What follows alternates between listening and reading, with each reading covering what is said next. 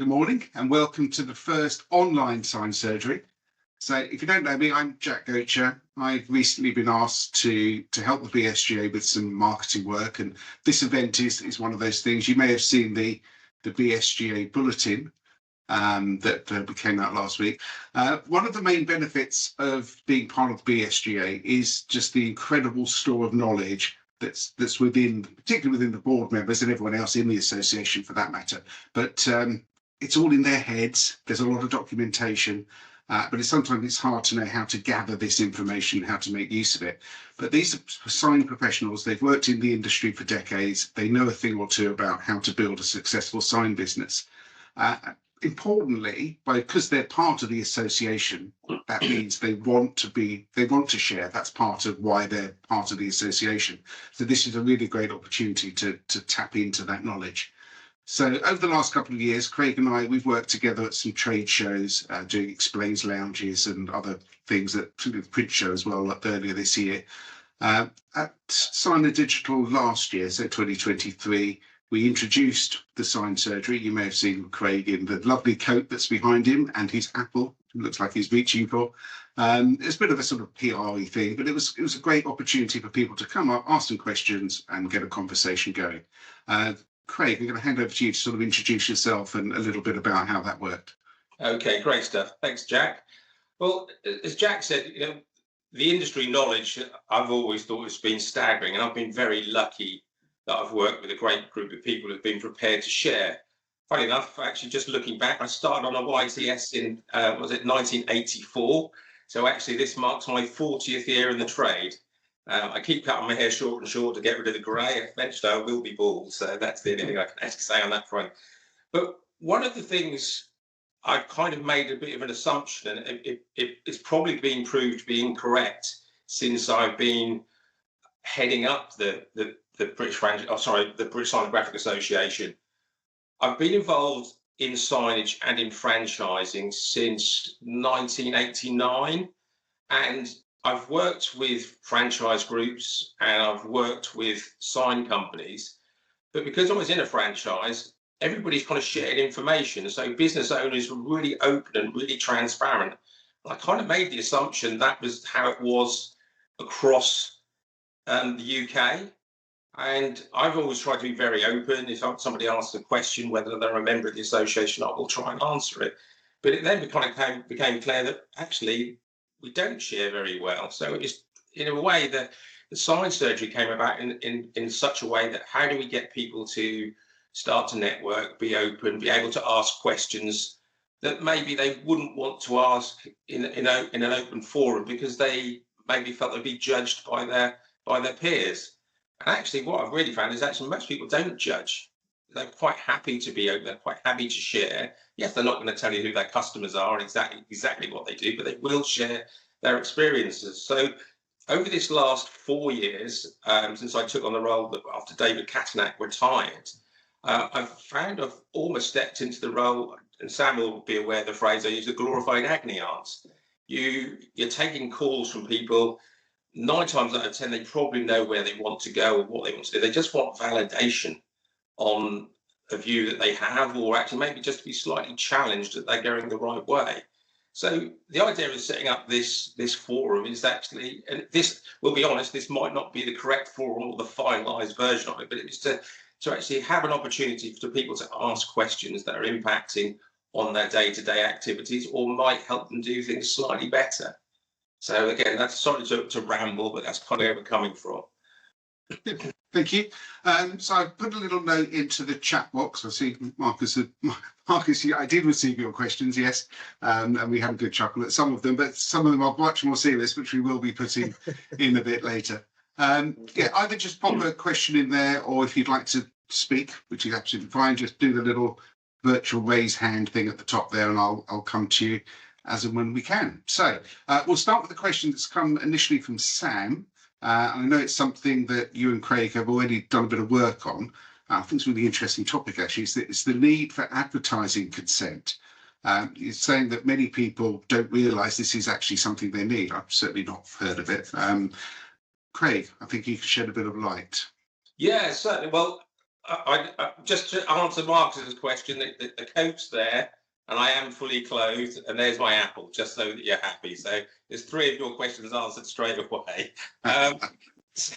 Sam, obviously we've had this conversation, and I think the nice thing is with Sam and Make It Happen, the fact that you're running those boot camps, Sam is kind of getting asked the questions that I'm asked, but right the way across the board. So one of the little bits of feedback Sam got or gave me was that lots of people kind of get really flustered when it comes to planning application and what the need is for it and how you kind of go through the process.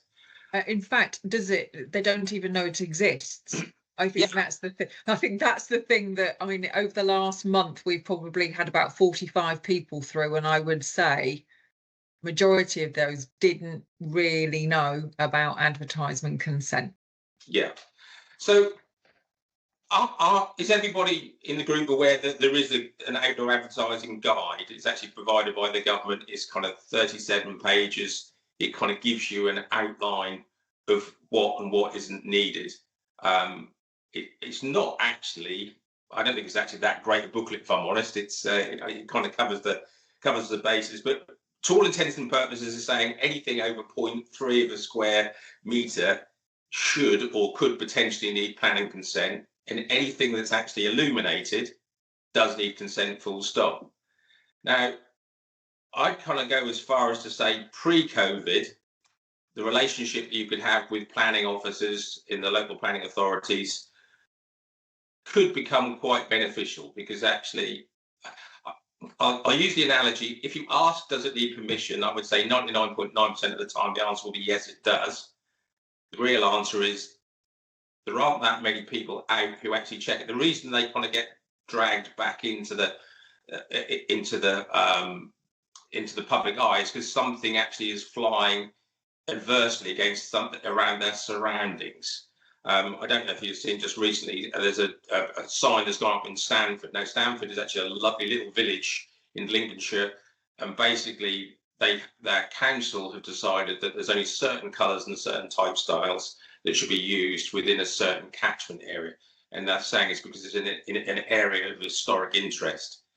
Now, they can mandate to a certain degree, but it's legislation. And the problem with legislation isn't open to interpretation. And that's actually where the shop owner has decided that they're going to go for, should we say, quite an eye-catching colour. And now there's actually this standoff with actually the councillor saying, sending out a cease and desist order, you must convert it back to another colour. But that's no different from someone actually painting the house a bright pink with something else being yellow. If there's a reason this can be done, and we had a case back in the early 90s where McDonald's went to that lovely green colour, they changed all of their outfits, and they tried to put a sign in Inverness on the high street. Inverness didn't allow this colour. McDonald's took them to court, surprised the Inverness back down because they didn't have the money to fight McDonald's. And that's where I think it becomes a little bit sad. If we can create a relationship with the council, if we can find out what the areas are that they have an interest with, that makes our life a little bit easier. The downside since COVID is a lot of council staff are now either home-based, or actually they put everything through a portal where you don't actually get to speak to somebody. So you fill in an application form for your client, and bear in mind, it isn't your responsibility to get the planning consent. I think that's the other thing. It's the building owner or the shop owner's responsibility to get the planning consent. We as businesses tend to actually offer our services to make that happen.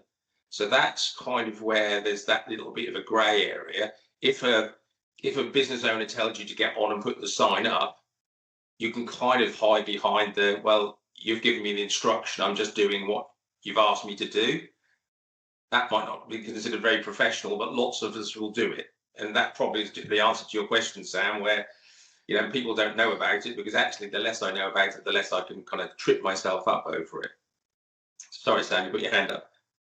Well, probably a quick question there's a few people I know on here, Glenn, probably James and Richard, because you're all different size organisations. Are you still being asked for candellas per square metre by councils?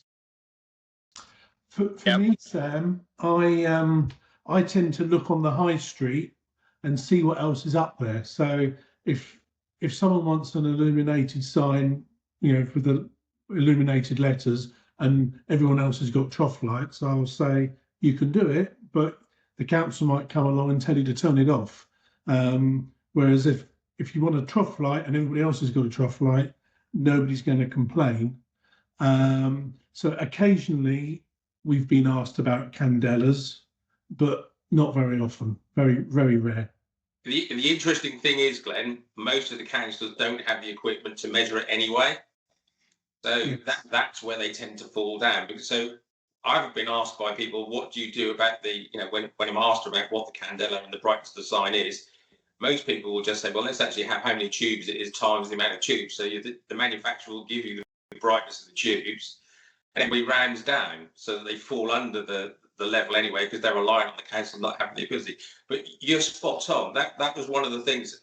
I've kind of got a list of what the rules are, and I think it's amazing when they say basically they've got 5 criteria to actually pass. That again, I've listed this for Sam. Hopefully, at some stage, part of your boot camp, you'll use this, Sam. I think that was the plan. But so they're saying you must, or the sign must be kept clean and tidy, must be kept in a safe condition as option 2. Option 3, have permission of the owner of the site on which they are displayed.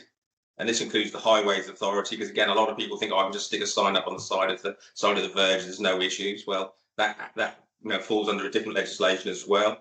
Not obscure or hidden up or interpretation of an official road sign, rail, waterway, so we can't be looked at. So actually, I'm now made myself an area of historic interest. No, you haven't. Just because you've made it on a brown sign does not mean that you are that area. And then you've actually got and it can be removed carefully if you're asked to do so. So that's the 5 criteria that they regulate signage by, which kind of what does any of that actually mean? So that my logic is always go to the area where the sign is up, look at what's in place to give you an idea of what's been acceptable in the past. 9 times out of 10, those signs won't have planning consent either. But if you then get challenged, you can go back to the council. I'm only replicating. And this is where you get this deemed consent confusion. And deemed consent is often, well, I've just taken a sign down. All I've done is replace it. Well, deemed consent is like for like. That should be identical materials, identical typeface, identical size. All you're doing is actually making it well or making it new. So most of us will say, oh, well, it's in the same frame or it's the same area, so it's just deemed consent. I could argue it is, but it's not. It's just so what you're actually looking for initially is express consent. It's express consent to put the sign up that you've actually manufactured. Again, it's giving the council as much information as you can. In the old days, it was actually 4 copies of an ordnance survey map, 4 copies of the drawing, 4 copies of, so that it went to each department. Now, because it's a digital portal, 1 copy of what you're providing should be enough. But even that isn't common right the way across. And again, what the government tried to do is actually demystify some of this and actually slide this down so it wasn't local planning authority. It could even be a parish council that could stop you from doing something, which is again a whole new can of worms as well. So I think what you have to come back on in really simplistic terms is, do they have the budget to fight it? Probably the answer is no. You're seeing the state the councils are in, but actually if we produce stuff that fits in within the area it's going into, the likelihood of it being challenged in the first place is actually really slim. So I'm just kind of saying some of this is actually about using common sense to kind of get you where you actually need to be. Yeah. My other consideration above on what you've just said is residential. So, if there's a block of flats opposite that shop and they want illuminated letters, I'll say the chances are someone opposite might complain. Yeah. So again, it is common sense. Yeah, but exactly. The thing is that we always used to tell clients, put it on a timer. So actually, yes, we know you want people to know, but actually make it switch off at 8 o'clock. So actually, when people are putting their kids to bed, there's this bright light out. And the likelihood, as you said, shielding of light is the other thing. We got to this stage where everything had to be brighter and brighter and brighter. Now, dark skies policy kind of came out, certain councils. The other thing that you might not know is actually national parks have their own planning legislation. So actually, in the Broads Authority, for example, so certain pubs aren't allowed to be illuminated after a certain time, or not allowed to use any illumination at all, because they're actually, but it's the parks that actually write the guidelines for those. So again, getting in contact with the planning officer, and again, those change on almost on a monthly basis, because the people they employ tend to be right at their end of their career, if that makes sense. They might only last 12 months and then somebody else comes in. But for me, it's about if you're working in a certain area, and obviously if being in a franchise, Glenn, often it's not you're within a demographic area, so you probably get the opportunity to actually to speak to people in the local community about the challenges that they've actually had. And I think that's the thing. When it's a wider afield and you're going further afield, that something that happens in Glasgow or something that happens in Reading is going to be interpreted totally different. So, you know, as I said, I would, if I could, especially on business parks, I'll look at what's there, work with the client, tell them there's a risk if they go above and beyond it. You know, you might find you have a cease and desist order drawn up against you, but even that you can challenge. It just then becomes a bit more expensive than you might like. I don't know about what other people feel. I tend to recommend to my clients, so long as we're not stepping out the boundaries of what's already there, don't go to the council, because you're just opening a can of worms. Yeah. And cost possibly. Whereas if you're under the radar, let's just stay there. So, Forgiveness, not permission. James, did you want to say something? Yeah, just on that point from Glenn, actually, you also have the opportunity to retrospectively go for planning consent as well. So, you know, if James, you want, I wrote it. No, sorry. And actually, I found in my time, and I won't mention the brands, but it's actually a tactic that some of the larger brands use, which is get the sign up, and they probably have a better understanding of the system and know that actually you can have an appeal running for 12 to 18 months, which in some cases with those brands, they're replacing that signage in that time frame anyway. So it's a fallback if a customer, I suppose, comes to you concerned that they've had an approach, and a respective application is normally looked at in exactly the same way. well, in the good old days, we used to put temporary on the bottom of the sign as well. So that also allowed you to kind of get around it slightly. That doesn't actually wash, but it is another route. But you're right. It's sometimes better to ask forgiveness after the event than actually before the event. I guess what we're trying to say, we're a professional industry. We just want to make sure that clients are aware of what's actually needed. Now, as I said, the publication is there. I think sharing the publication, because it's a free document with your clients, at least makes them actually aware that there is some guidance there. The likelihood of actually certain locations. The other thing that people aren't aware of is actually window graphics sometimes will fall into that, and also internally illuminated graphics actually within. So it used to be, and I think there's still the legislation is there, that it couldn't be hard up against the glass. It should be set back, and something, you know, if it fell beyond, I think it was beyond a metre back, you didn't need consent. But if you pushed it onto the glass, you did need consent. So again, that's where I'm saying sometimes these things are open to interpretation. And obviously, if you're working with estate agents, for example, they want the image right hard on the glass. They want people to walk past to actually to see it. But it's kind of, again, using that common sense, the distractions. The other thing that's kind of causing concern are the mobile billboards. And when I say mobile, I'm saying the digital LED screens that scroll and flash. And obviously that caused distraction. So it's, again, where those things are actually mounted. Now, most of us don't get involved in those large, structures, but it is something that has caused, it is causing consent. So I'd probably expect to see more legislation coming out to cover those, or I'm hearing there'll be more legislation that will come out to cover those. But I suspect that's fairly low in the, should we say, in the priority list for the government at the moment. Yeah, sounds like there's a lot there to consider though. So hopefully some of these notes and guidance you can find on the BSGA website at some point. I don't know if it's there yet, but yeah, I mean, I'm happy to share the couple of links if people haven't got it. The legislation on the government website kind of gives the bones from behind the legislation, kind of that thinking behind it. Is a riveting read. I bet. Okay, shall we move on to? Okay, no problem. A great first question. That's good. Yeah, thanks, Sam. That's a good start, I have to say. So, Marcus has asked a great question as well. I mean, the sign industry is quite traditional. It's been around for a long time, but it is developing fast with technology and industries are evolving. So what specific skills should companies in the sector focus on as they develop their teams over the next couple of years? Okay.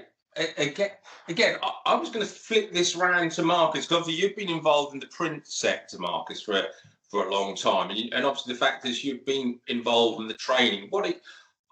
I see the sign industry as very much traditional. We kind of take people on board because they normally have an artistic bent, so I'm going to put it that way, rather than and we hope we then train them into the elements of the job that they're actually going to do.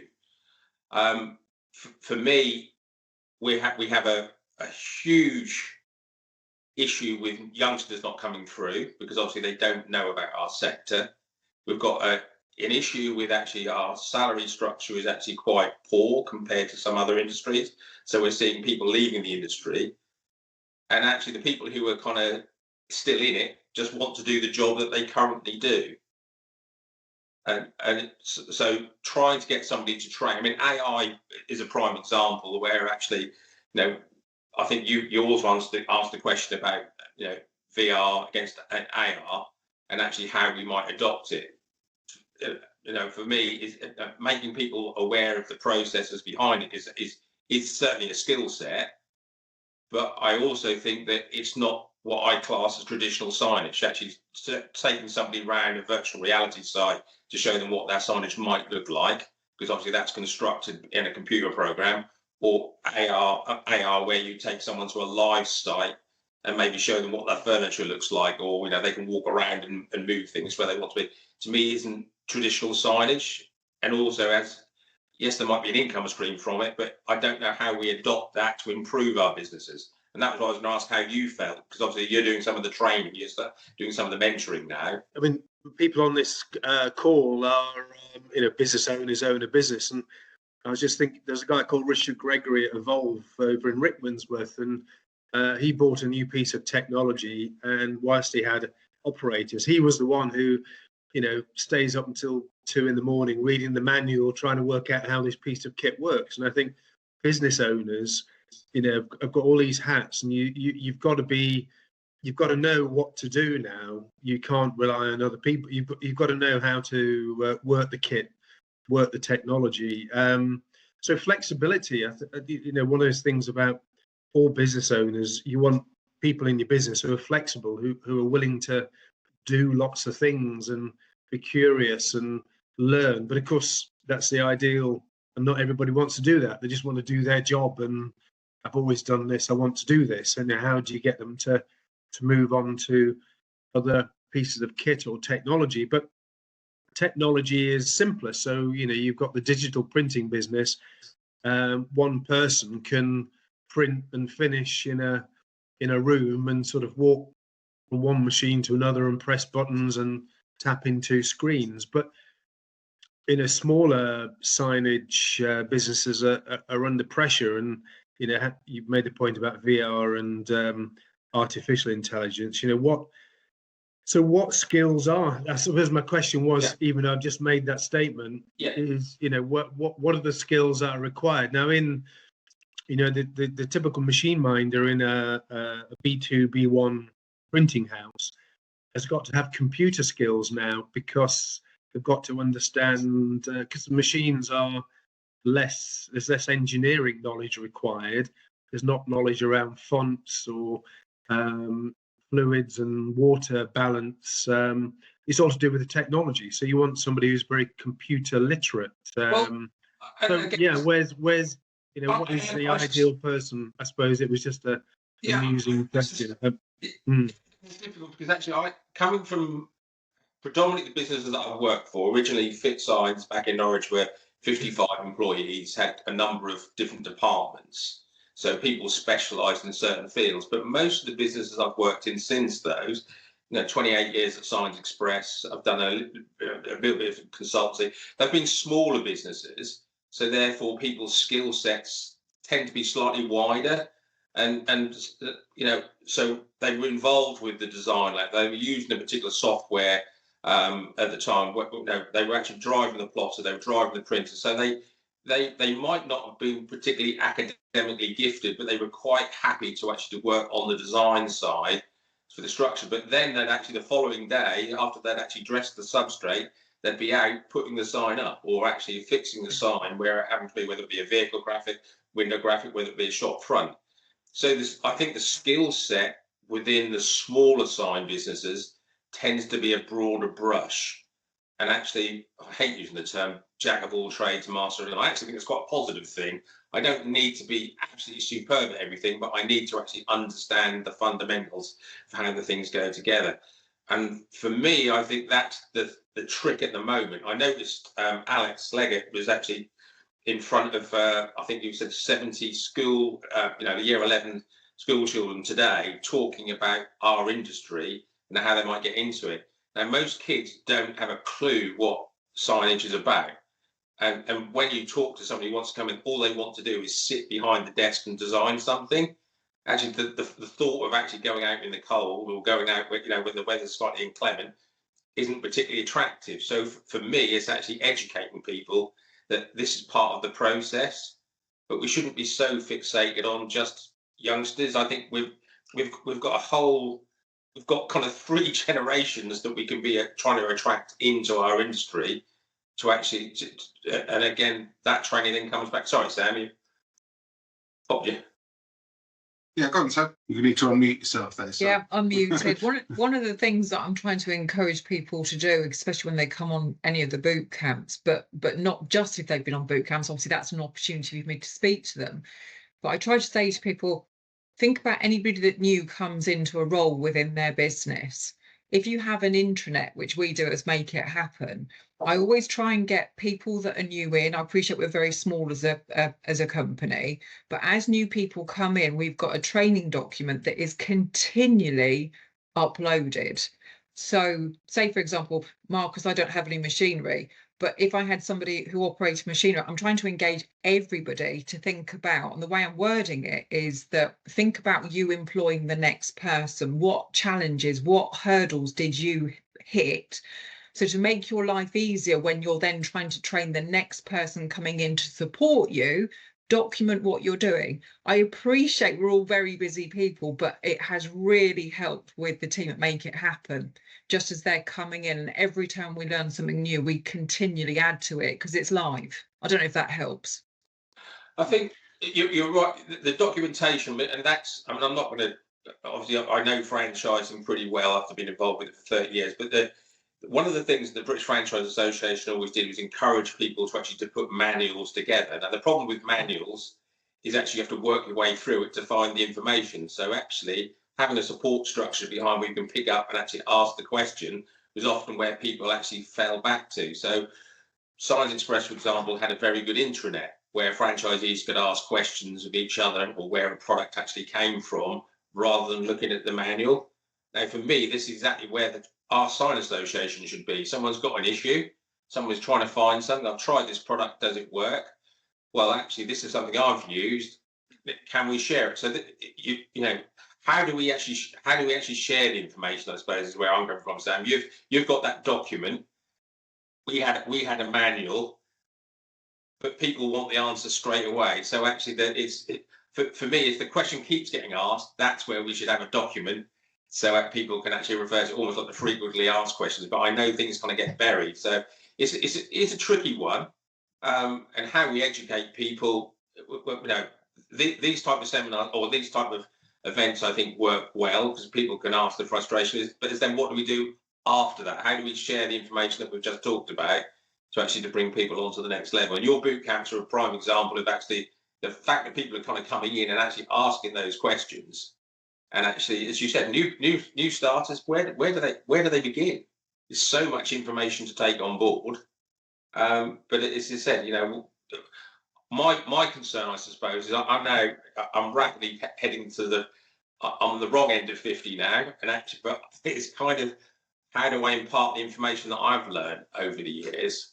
I'm not great at writing things down. I'm not great. Okay, the video content works, but I'd love to start to see us sharing video content, almost like kind of mini blogs, mini videos of industry jobs. I can't weld, but I actually, from what you hear within the fabrication sector, they're struggling to actually to replace the guys who are now leaving. So there's a whole skill set that will leave. Vinyl application at the moment, colour change, fine. Absolutely loads of people showing interest, loads of people actually are learning, but most of those have learned from things they've seen online. A lot of it is self-taught. The problem we have at the moment is actually there are very few people who actually, I don't know what, a lot of people don't know what a good standard is against a poor standard. A job that's actually done today might look absolutely awful in 3 months or absolutely superb in 2 years. You don't know until the job is a bit further down the line, but you don't know the process that those people went through. Okay, so the question, sorry, Craig. So the question was kind of, what are the skills that we need to look at 2 or 3 years down the line? Okay. I'm looking at, as well here at Linda and David, who are both here, that are sort of at the coalface, if you like, working. I mean, things like vehicle wrapping. That's like, it's not new, but it's certainly picking up and developing, and that's moved into interior wrapping. Now, are these skills, where these things you need to be preparing for to have the people in years to come? Are sure with these printers need to be operated. Are they changing? Do you need to have people ready and prepared for as these products develop in years to come? So I've kind of, maybe, I don't know if David or Linda would like to step in and say where you see the sort of skills you're looking for in the future that you're preparing for now. You're both muted, so I'm wondering whether you do want to or not. Listen. I can say a few words if that Please. I think you've made an interesting point with regards to vehicle wrapping and endeavours involving sticky back plastic with regards to interior architectural wrapping and so on and so forth. I think it's almost less about what does the future look like and more about where we've been and the journey that we've been on, almost assessing the skill bases that haven't been a fad, that haven't been a trend, that have now passed us by, ones that are actually now making up a new toolbox for our industry. As we know, as an unregulated industry in itself, many of our skill bases are not seen as being formal career paths or skills in themselves, really, formally a skill base. And I think that what we should be doing is actually looking at what we already do, what works for us at the moment, what isn't passing us by, formalising those, anchoring our industry, anchoring that toolbox, as it were, and then moving forward. So vehicle wrapping, for an example, it's an interesting beast in itself.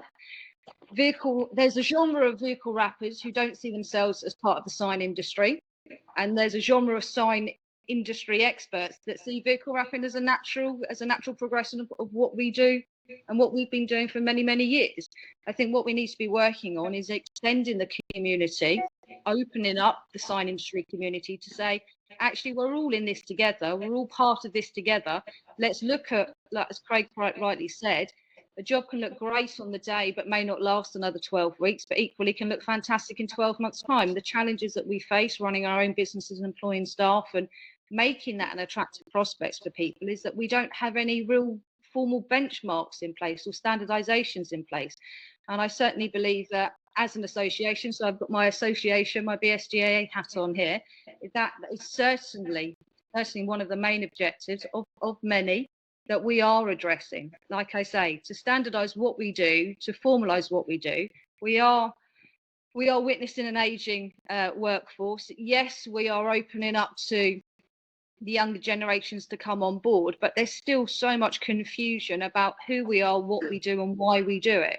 We all know the age-old adage that sign is the first thing you see when you walk into a building or walk down the street, but it's more often than not the last thing that people think about. So we have a responsibility to go, actually, what we do is pretty intrinsic to quite a lot of things out there, crosses into many different industries, but we don't necessarily support ourselves to be seen or to be heard. We should be working collectively to go, okay, we do these things. How can we work together as a community to go, we want more formal qualifications. We want and need that recognition to be able to sustain what we currently do and to be able to invite new into that.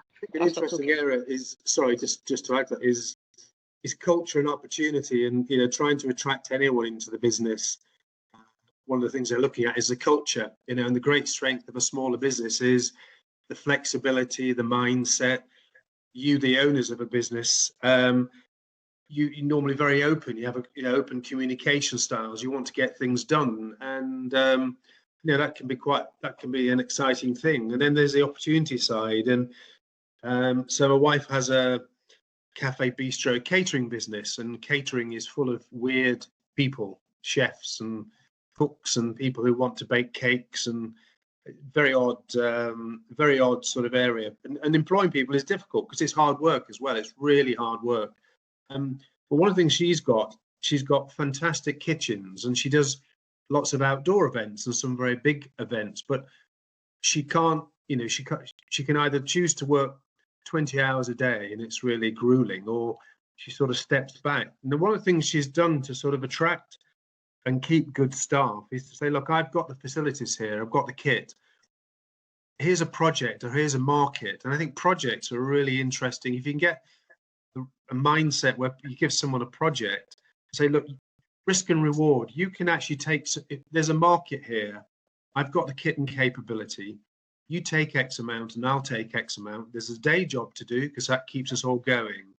But actually incentivize people to look at a growth market and get something out of it tangibly. So what my wife has done is sort of, she knows that there's opportunity in certain markets, but she doesn't want to work 20 hours a day.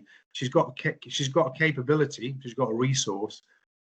So offer that to somebody who might want to look at opening up a new market, and they don't have all the sort of cost of ownership. Now it can be risky because a good person can go, but it can work for you as well. And I think, okay, that's maybe a good idea or a bad idea in this sector, but the problem is, how do you break the cycle, isn't it? How do you break all these? How do you sort of change the dynamics of how do we get people into our industry? How do you keep good people? How do you open up opportunity? How do you grow revenue? How do you tap into people's energy? So I think different thinking, just sort of throwing ideas around and a different approach can work in some instances. And I'm just citing the catering instance where it seems to work, that share risk and reward. I agree. I think that it's a really interesting concept. I'm always staggered when you look at the cost of some of the kit that people buy, and then they'll actually be working, I'll say 9 to 5, slight exaggeration. They don't necessarily run shifts. It doesn't seem the mindset of the sign maker to run, 2 shifts a day. So actually 2/3 of the day are actually taken up with production. I think the print industry are more adept to actually running shifts, in my experience. Maybe that's something we need to look at with people looking for flexible working hours now. The fact it isn't a traditional 9 to 5, and that's actually where you have to structure your business slightly differently. We do have to move with the times. You've spent £150,000 on a piece of technology. Why wouldn't you rinse it for the life expectancy of the kit to enable you to buy the next piece of kit? Fair enough. Linda, what you can say? I was just going to add to the point that Marcus made and followed up by Craig, but I think a primary objective of all of us should be is looking at contextual understanding, and it's almost going back to the points that Sam was making earlier on as well. So what does training look like? How do we invite new people in? There are possibly something controversial now, but there are so many barriers to entry to our industry, but equally there are no barriers of entry to our industry. We're all very mindful that anyone can buy a plotter and start selling stickers on wine glasses or wrapping their mate's car and all of those kinds of things. Again, that's compliance, governance, standardization, and all of those kind of things as well. But it's having a contextual understanding. It's not necessarily about exploring new markets and what have you. One of the greatest things about our industry is that it is so diverse. I was going to say diversity is the diversity of the individuals that work within it, the skills, talents and abilities of individuals and organizations of what we can do.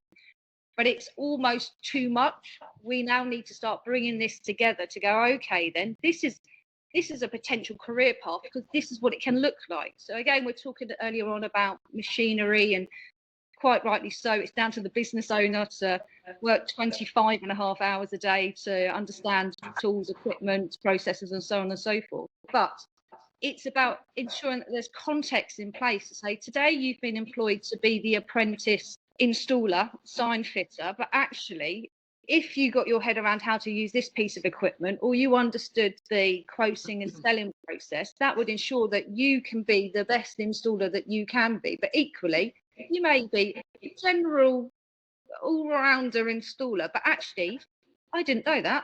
I'm going to excel in design. Now I have an understanding about how that department works, or that piece of kit works. I want to move across there.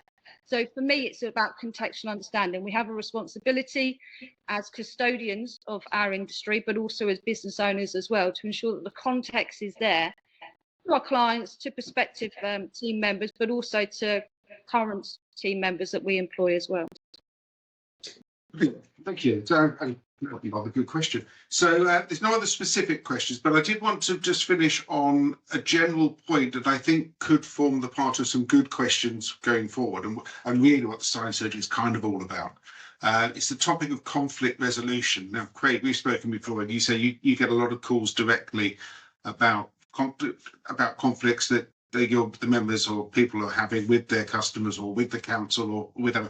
Do you want to sort of just talk generally about that and what sort of what sort of thing you can do to help in this environment? Yeah, I mean, it's a real mix. I won't name any names. This kind of came up a little while ago. I get a lot of people who supply vehicle graphics, and then the end client isn't happy with the imagery that's gone on, even though it's been signed off. The issue you get is that it becomes a very personal thing. The person who produced it has had it signed off. The owner of the business feels that they haven't had value for money, and all of a sudden people are saying, "Well, I'll see you in court." So it's trying to actually bring people back to actually having a discussion. The one that springs to mind is actually our last lot of high winds, and I often will put an email out. Again, I'll often be prodded by Sam to remind people that, that something, a high wind's worthwhile checking what's happening.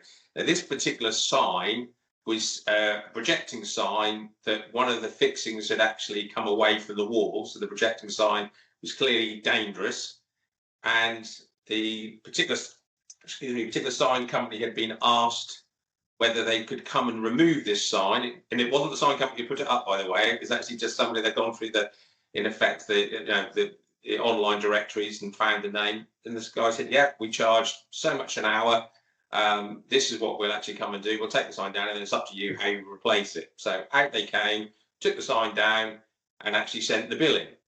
And that was where the confrontation came about. The client was basing their cost on the hourly rate, and they saw that the sign company came, took the sign down and left, and they were gone in 10 minutes. So they broke the bill down. Well, rather than an hour's bill is what the sign company charged for, they would charge a sixth of the rate, because that's how long the sign company was there. Not the fact that they had to travel to site and then travel back again. They just actually decided. So they'd got to a level they were both prepared to go to court, because they were so animated that they were in the right. So I ended up on the phone to both to actually say, look, no, after what their own hourly rate was and why they got that. But the sign company got to say they were so frustrated they were going to go and put the sign back up in the condition they'd found it. So I had to then kind of talk the sign company. Well, once you've done that, you're now putting yourself into liability. And obviously, it was the light bulb moment kind of came up that they realised they were just taking it personally. So this is that glorified agony aunt role that I was talking about. So the dispute resolution is at one end of that spectrum. The other end is we had a very large project where a sign company had produced graphics for a multinational business. After a period of time, those signs were not aging well. So the gentleman who actually ran the commercial estate asked for an independent witness to go in and actually give a review of the signage and the condition of the signage. So one of our members was kind enough, and that member is actually on the call, had a look at the signage and gave a written review of the signage and what they felt was right and wrong, so that could then be given. Now, what we try and be is independent, because actually we often get the case where the sign company has actually done the signage based on the specification that the buyer has given them, and they might even have actually offered an alternative because they felt that's the better solution. So being independent, if you like, is actually one of our strengths, that we can give advice. But being independent, you have to understand, if we think you've done something wrong, we will tell you you've done something wrong. Equally, if we think the client is over expecting of what has been delivered based on the price and the job that was tendered or given, we'll also give that back to the client. But it can be done in such a way that all of a sudden the passion is removed from it, that if this is actually something personal, it's actually something we can do. So I'm trying to give two ends of the spectrum, quite a minor trivial item. And the way I resolved the issue is I said, look, you guys have now spent almost a week backwards and forwards over a bill for less than £100. I'm almost prepared to pay the difference. That's how frustrated I'm getting with you guys. And all of a sudden, oh no, we don't want to do that. And they actually settled on the full cost. But all I'm saying is sometimes just someone who's independent can resolve an issue, because the last thing you want to do is go back to your terms and conditions. Oh, that's what our terms and conditions said, because actually you've lost the battle straight away there. And actually a judge will normally expect you to be the expert. So therefore they will often as not say, well, did you meet your client's expectations? Did the client sign the T's and C's? The client says, well, no, I never saw the T's and C's, which is common in our industry as well. The fact you might send them doesn't mean that the client's read them or signed them off. So those bits and pieces come up as well. Good stuff. Okay, so I think that we brought that in as a sort of overriding topic, because I'm sure there's going to be, it could cover many, many different things. And there's Craig and there's lots of other people as well within the BSGA who could offer that mediating role, or could just some advice really. And that's really what this is about, just pointing in the right direction to resolve what may seem big and insurmountable to you, maybe very much different for you from a different pair of eyes looking at it from a different angle.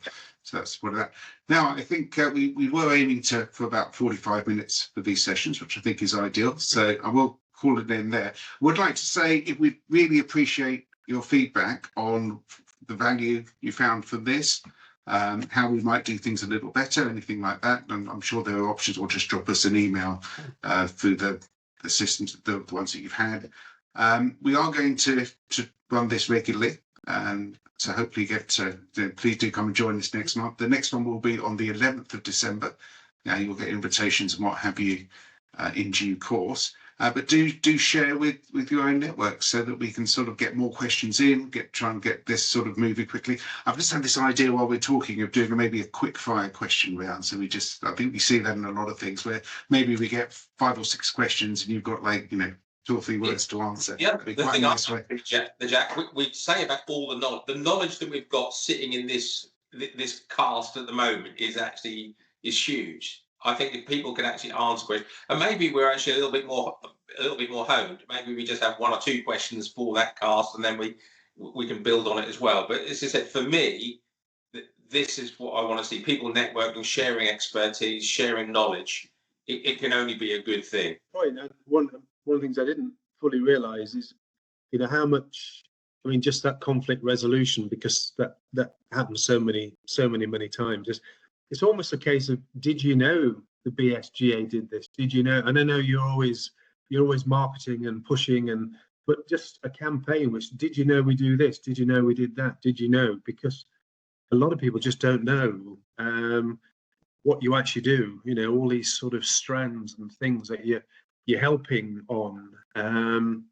You're kind of like the 4th emergency service as well as other things, aren't you? Did you know we did this? Did you know we did?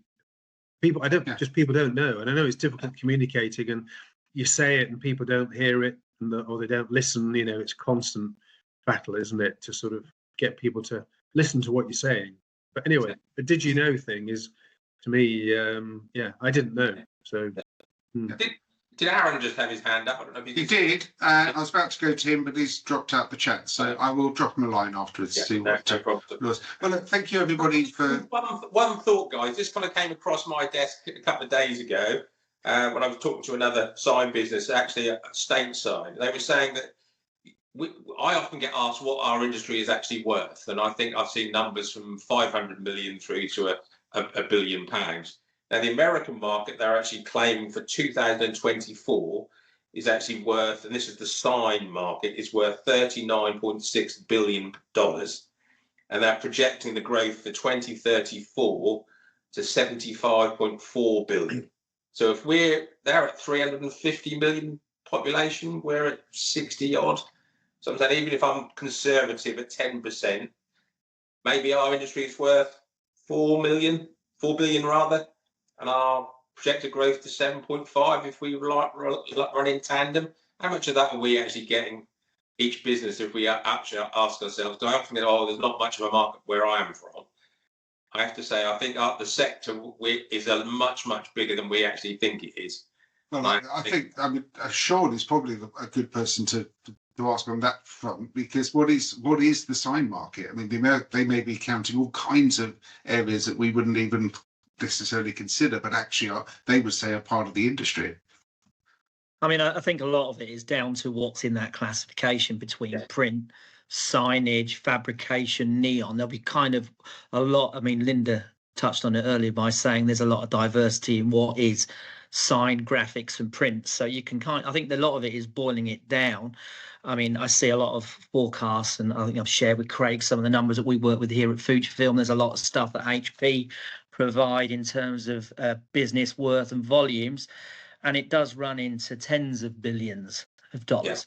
Yeah. And that's a glow. I mean, we run 4 factories here at Fujifilm, employ about 3,000 staff making fluids for said machines globally. We run about 70% of the world's ink for those said machines, and that's enough. That's thousands and thousands of tons. So that just goes, I think that the vastness of the industry we operate in is somewhat derisory to what people kind of say. I think a lot of it is, again, the diversity of what we're doing and the application, because also so many knock-on industries around that, semiconductors and manufacturing and engineering, that is all related to signage and graphics and prints that probably isn't covered in those caveats. So it's a massive industry, and we should be proud that a lot of the people in this industry are basically entrepreneurs and taking it from what was nothing 20 odd years ago. And one of the interesting stats that I had is that the sign and graphics and print industry is running at the same kind of technical evolution as telecoms. So we're kind of a progressing industry. If you look at what equipment was in 1995, 96, when I had hair and I was starting, to where we are now, we're running a completely different business now to what we were. So the technology is fantastic, and I think that's the excitement that we should sort of project to people that want to come into our businesses and look at it that way. But I digress. Anyway, back to you, Craig.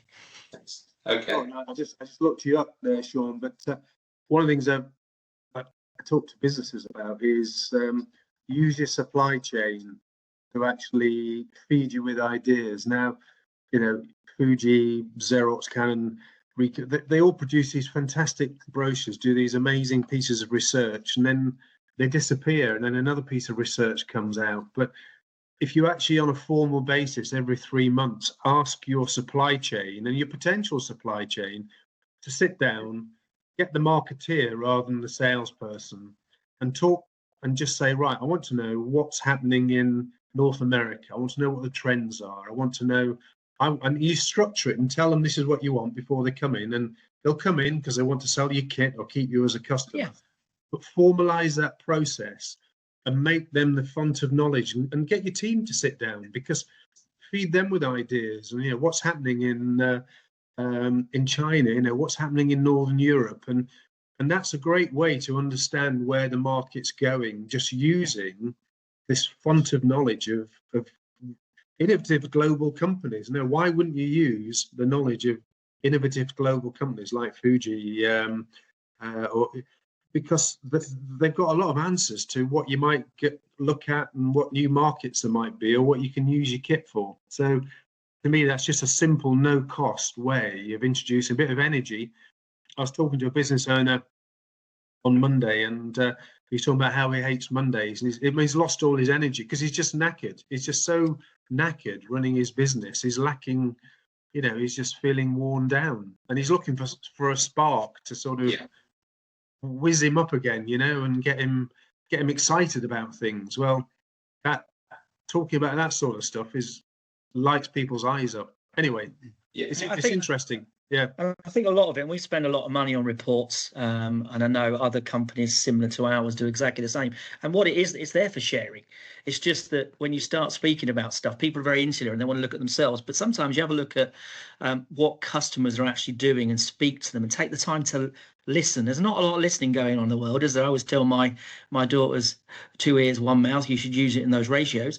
And if you actually go and listen to people and understand what they're kind of doing, and then you all of a sudden see some really, really cool stuff that sort of lights the fire in your belly, and you want to have a look at it, and then you want to go and speak to people about it. So again, there's a massive knowledge base, and I think a lot of us have put walls up because we're all scared about, oh, they're going to nick my customer, they're going to do that. When in actual fact, no. There's a lot of we call it co-opetition.